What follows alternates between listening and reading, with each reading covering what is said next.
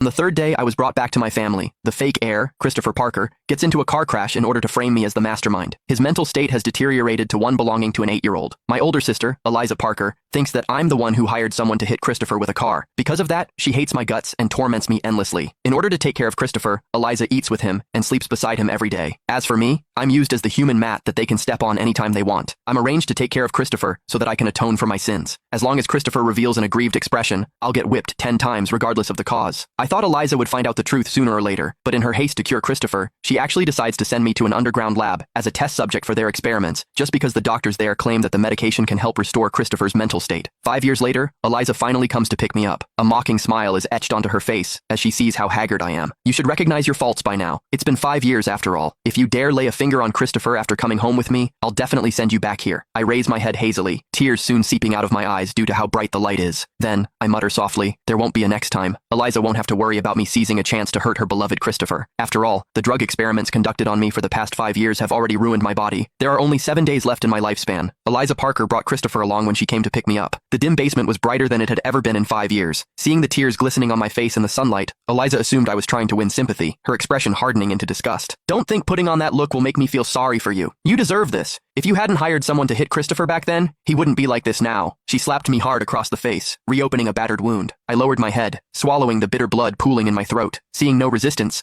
Eliza turned to the staff member nearby. Christopher has been in this demented, foolish state for 5 years. Is the medicine you promised ready yet? She tenderly stroked Christopher's face. Christopher looked at me smugly, a shrewd glint flickering in his eyes. Every time he wore that expression, it meant I was about to be whipped. At the thought of the pain, I flinched, making Christopher smile with satisfaction. The lead researcher of the laboratory, Gene Harding, chuckled. I told you that as long as you handed Sutton Parker over to me for 5 years, Christopher would recover. Take this medicine home. After 7 days, Christopher will be back to normal. Eliza's eyes widened in delight as she reached out. Dr. Harding pulled back slightly. It's just that Sutton might what? Eliza snatched the medicine, having no intention of listening, and left with Christopher in tow. Aren't you planning to take him back with you? Dr. Harding called out, pointing at me sprawled on the ground. Eliza paused, then yanked my arm to pull me to my feet. After a few staggering steps, I collapsed. Years of drug testing had deformed the bones throughout my body, leaving my skin and flesh close to rotting. Every step was an immense torment. I broke out in a cold sweat, a whimper escaping my lips. Christopher crouched beside me with feigned innocence, then suddenly burst into loud sobs. Eliza! Sutton bit me! Eliza's expression darkened. Sutton, 5 years have passed, and you still refuse to mend your ways? My teeth were pulled out a long time ago, I replied with great difficulty. How could I possibly bite him? Over 5 years I was tortured repeatedly, my limbs broken and reset, my flesh sliced open. To survive, I was reduced to fighting dogs for food. When I truly felt I could barely hold on, I went to great lengths to steal Dr. Harding's phone to beg Eliza to bring me home. Her refusal was immediate. You must pay the price for what you've done. Just stay there and be the test subject for Christopher's drugs. Quit plotting to come back.